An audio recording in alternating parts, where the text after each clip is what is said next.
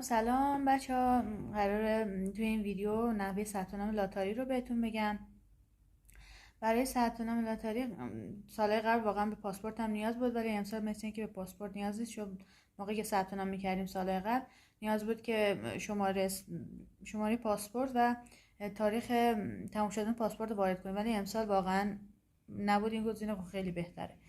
بعد اینکه به یه عکس نیاز دارین. عکس باید یه سری ویژگی‌ها داشته باشه که آخر همین ویدیو توضیح دادم. اگه میرین آتلیه عکس بگیرین، که بعضی آتلیه‌ها خودشون بلدن بگین مثلا برای لاتاری میخوام عکس بگیرم، طبق اون ویژگی هایی که خود سایت گفته عکس ازتون میگیره. ولی اگر میخواین با گوشیتون عکس بگیرین، گوشی موبایل خودتون عکس بگیرین، مشکلی نیست.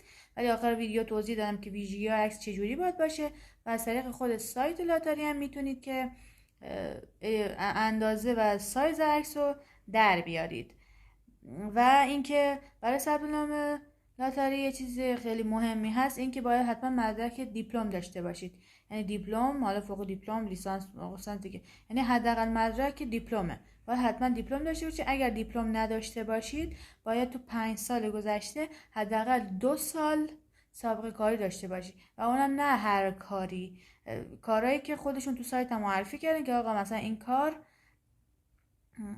شامل مثلا واجد شرایط هست که خود بحثش طولانیه. اگه واقعا بازم سوالی داشتید کامنت کنید، در حد توانم بلد باشم بهتون توضیح میدم. من نگاه کنم ببینم دیگه چه نکته‌ای باید میگم. آره بچه حتما دقت کنید که ایمیل یا همون جیمیلی که به سایت بدید معتبر باشه، چون یعنی بهش دسترسی داشته باشید، نه اینکه مثلا رمزش یادتون رفته باشه، چون اطلاعاتی که وارد میکنید دیگه غیر قابل برگشته. بعد دقت کنید اطلاعاتون هم دقیق وارد کنید، چون دیگه وقتی که دیگه تایید نهایی بزنید و نامبر کانفرمیشن بهتون بده یا کد بهتون میده، اون کد رو یه وقتی بهتون داد دیگه نمیتونید ویرایش انجام بدید. پس با اطلاعاتتون رو دقیق و با دقت وارد کنید. و این نکته دیگه هم ممکن دارید وقتی دارید مثلا اطلاعات وارد میکنید اینقدر مثلا طولانی بشه، مثلا بخواید با دقت ریز ریز بنویسید، به مشکل بر بخوره، یعنی سایت مثلا ارور بده بهتون، چون یه محدودیت زمانی تعیین کرده که آقا مثلا برای حالا نمیدونم 5 دقیقه 10 دقیقه است خودشون معین کردن که اطلاعات وارد بشه. اگه ارور داد مجبورین دوباره از اول همه اطلاعاتی که از قبلا وارد که دوباره از اول همه مراحل رو یه دونه از اول وارد کنید. و اینکه فرقی هم نمیکنه که مثلا از طریق خانم ثبت نام کنید یا آقا. یعنی مثلا میتونه مثلا من خودم میتونم ثبت نام کنم، مصطفی میشه زیر مجموعه من، یا مثلا مصطفی ثبت نام کنه من میشم زیر مجموعه مصطفی. ولی حتما اونی که ثبت نام میکنه حداقل مدرک تحصیلی دیپلم رو باید داشته باشه. و بریم ببینیم نحوه ثبت نام چجوریه. برای ثبت نام شما حتما باید وارد سایت dvprogram.state.gov بشید.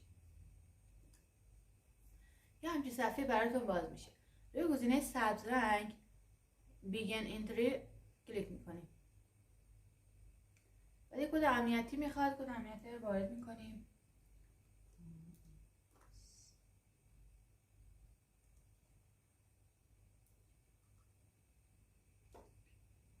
روی دکمه سابمیت میزنیم. یه همچین صفحه براتون باز میشه.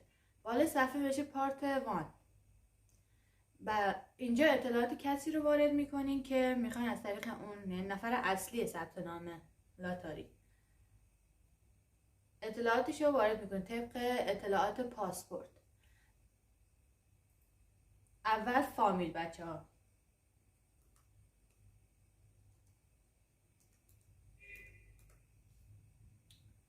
بعد اسم کوچیک.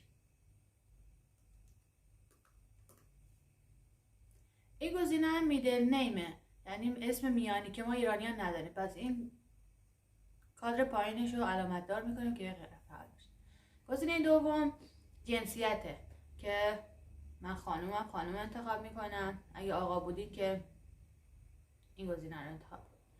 بعدی تاریخ تولدتون رو میپرسه. بعد دقت کنید تاریخ تولد ما اینجوری نوشته میشه، ما اول روز رو مینویسیم، بعد ماه و بعد سالو، ولی برای ثبت نام لاتاری اول باید ماهو بنویسید، بعد روز و بعد سالو.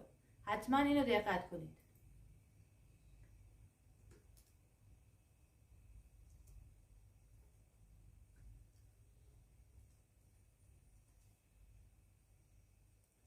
گزینه بعدی شهری که توش متولد شدین.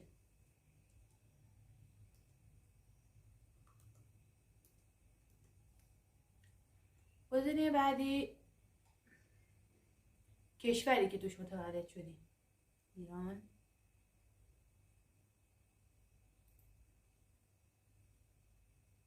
گزینه بعدی ازتون میخواد مطمئن بشی ببینه واقعا کشوری که داری از طریقش ثبت نام میکنی مجاز هست که از طریق اون ثبت نام کنی، چون بعد کشورها مثل انگلیس نمیتونی برای لاتاری ثبت نام کنی. اینو همین یس باشه، دستش نزنید. گزینه بعدی انتخاب عکسه. روی گزینه چوز نیو فوتو میزنیم، عکسمون رو انتخاب میکنیم و آپلود میکنیم. گزینه بعدی آدرسه. آدرس رو از ما میخواد. دقت کنید که آدرس رو حتما باید به فرمت انگلیسی بنویسید. یعنی ما اول مینویسیم مثلا شهر، یعنی مثلا استان مینویسیم، بعد شهر مینویسیم، بعد مثلا اگر بزرگراه باشه خیابون اصلی، بعد کوچه، بعد پلاک، حالا بعد طبقه. ولی برای انگلیسی نه، باید از آخر بیان. اول مثلا طبقه رو بزنید، بعد پلاک رو بزنید، بعد نمیدونم کوچه رو بزنید، بعد خیابون رو بزنید، بعد شهر رو، بعد استان و کشور رو. این بعد از طریق این رو اینجوری می نویسید. مثلا من میزنم 9، یعنی نامبر پلاک مثلا 5، مثلا احمدی استریت، خیابون احمدی. بعد دقت داشته باشید اینجا تعداد کاراکترها کمه. اگر کم آوردین اینجا میتونین ادامه آدرستون رو پایین بنویسید. بعدی شهری که توش زندگی میکنید. بعدی استانی که توش زندگی میکنید.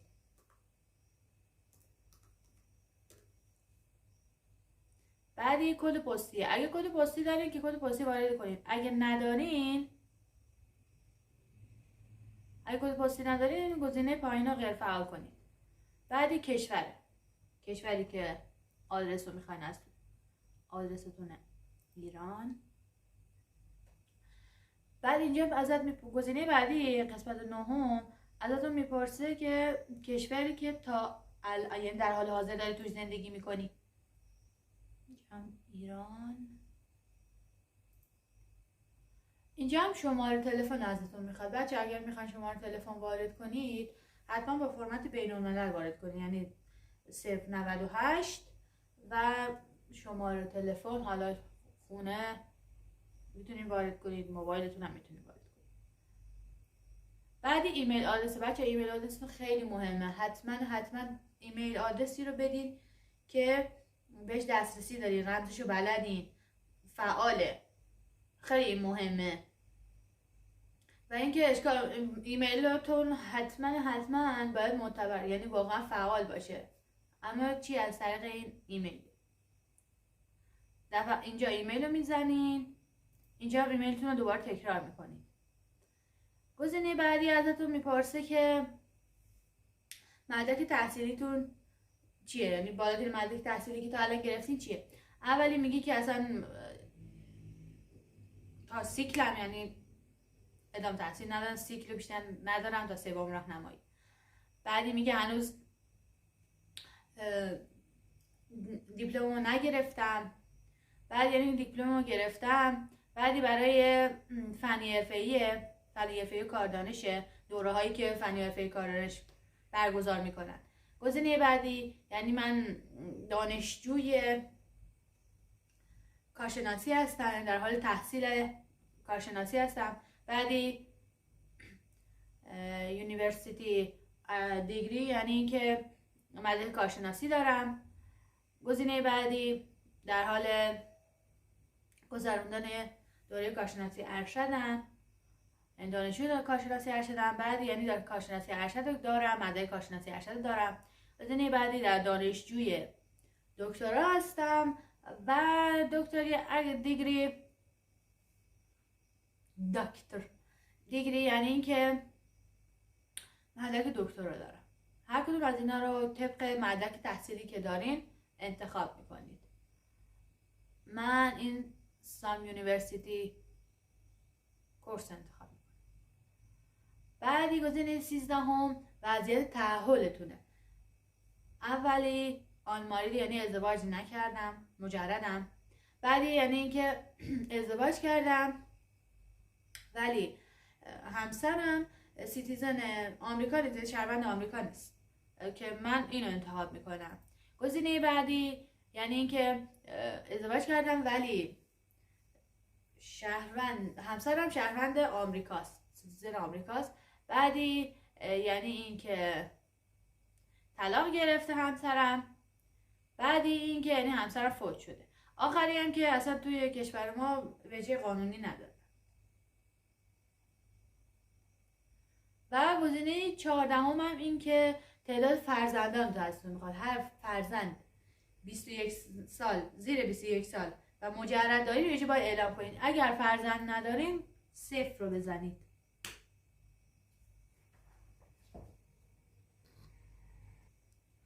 بعد از پر کردن همه فیلد ها گزینه کانتینیو رو میزنیم.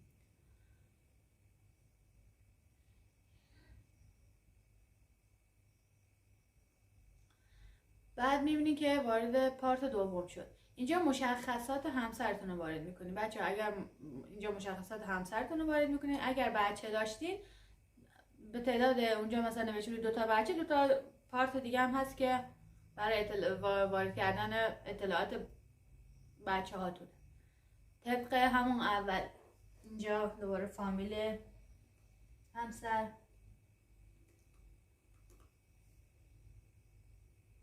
بعد اسمش،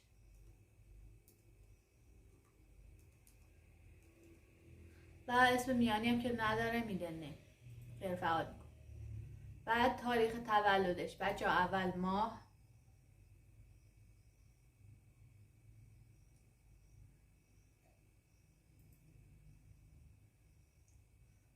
بعد روز، بعد سال.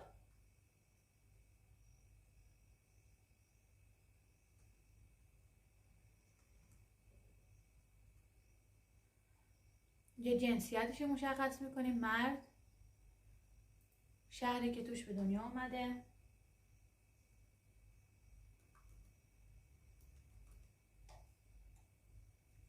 کشوری که توش به دنیا آمده،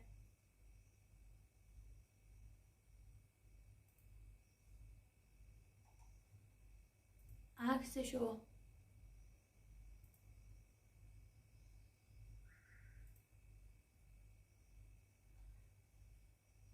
و بعد که اطلاعات وارد کردیم برای بچه هاتون هم همینجا اگه بچه انتخاب میکنید برای بچه هم همین اطلاعات میاد.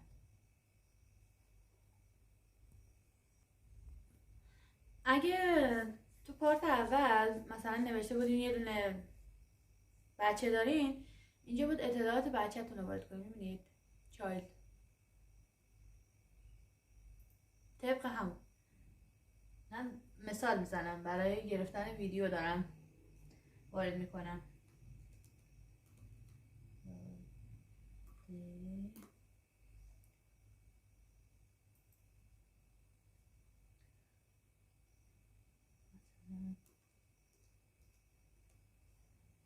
سونیا مثلا میده نیم. بعد دوباره تاریخ تولدش رو باید بزنید. اول ماه رو میزنید مثلا، بعد روز رو میزنید، بعدم تاریخ تولدش مثلا 2022 مثلا. جنسیتش رو مشخص میکنید، شهری که به دنیا اومده مثلا همون کرمان،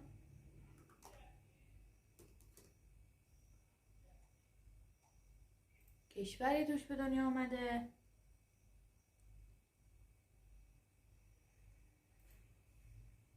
و عکس. من چون عکس یکی دیگه ندارم عکس خودم رو انتخاب میکنم و بعد از این کار روی گزینه کانتینیو میزنیم.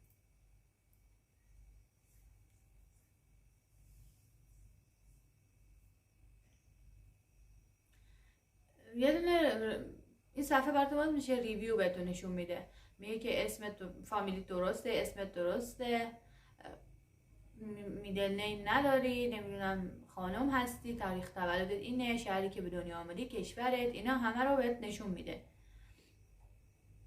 آدرس ایمیلت اینه، نمیدونم آدرست اونه، اینا همه رو بهت نشون میده، اطلاعات همسر و اینا.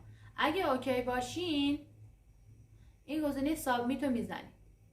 وقتی که سابمیت رو بزنید یه دونه کدو بهتون میده که از طریق اون میتونید لاتاری رو پیگیری کنید.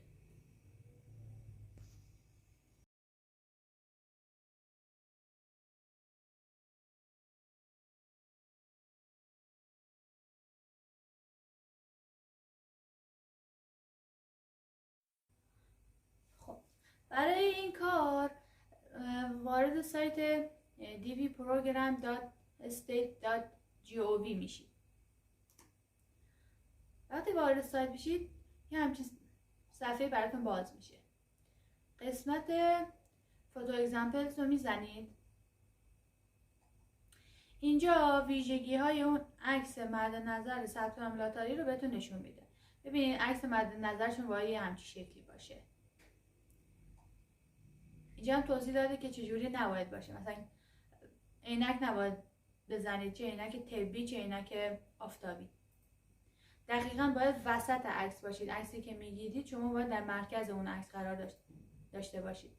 عکستون نباید سایه داشته باشه، نباید مات باشه. عکستون نباید ادیت داشته باشه، نباید مثلا بردارید نمیدونم بک‌گراندش رو بخواید عوض کنید، نه نباید اینجوری باشه. و اینکه مستقیم و قشنگ روبرو به دوربین باید نگاه کنید. نباید کلتون خم باشه، نباید خنده داشته باشید، بخندید که نمیدونم فرم صورتتون عوض بشه. و اینکه اگر مسلمان هستید و میخواید عکس با حجاب ارسال کنید، گردی صورتتون حتما باید مشخص باشه، ولی با هیچ چیزی نباید صورتتون بپوشونید. مثلا اینجوری نباید باشه، با شال نباید صورتتون بپوشونید، موهاتون نباید توی صورتتون باشه. و بک‌گراندتون بچه‌ها حتما باید سفید یک دست باشه. پس پشتتون حتما یه دیوار باشه که سفید یک دست باشه. اگه میخواین از بچه‌هاتون عکس بگیرید، بچه‌تون رو قرار بدین روی ملافه سفید یا یه تشک سفید و از بالا ازش عکس بگیرید. و طوری نباشه که مثلا بچه صورتش این ور اون ور باشه، نمیدونم موهاش توی صورتش باشه یا نمیدونم تو بغل کسی باشه، اینجوری نباید باشه. باید تو ویژگی ها میتونید با یه عکس خودتون با موبایلتون بگیرید. میتونید وایسین جلوی یه دیوار سفید، چند سانتی متر از دیوار فاصله بگیرید که سایه‌تون روی دیوار نیفته و یه نفرم از فاصله 1 تا 1.5 متری ازتون عکس بگیره با این ویژگی‌ها که گفته شد. بعد میتونید عکستون رو بیاین اینجا گزینه فوتو تولز رو بزنید، گزینه چوز فوتو و عکسی که گرفتین رو انتخاب کنید. اینجا از طریق خود سایت عکستون رو میاد به اندازه‌ای که میخواد در میاره. یعنی باید اندازهش باید 600 در 600 تا 1200 تا 1200 پیکسل باشه و نباید حجمش هم از 240 کیلوبایت بیشتر باشه و فرمتش هم جی پی جی باید باشه. پس اینجا این کارا رو، یعنی فرمتش رو برای ما عوض میکنه، سایزش رو عوض میکنه و اندازش هم حجمش هم برای ما درست میکنه. انتخاب میکنید و گزینه دانلود رو میزنید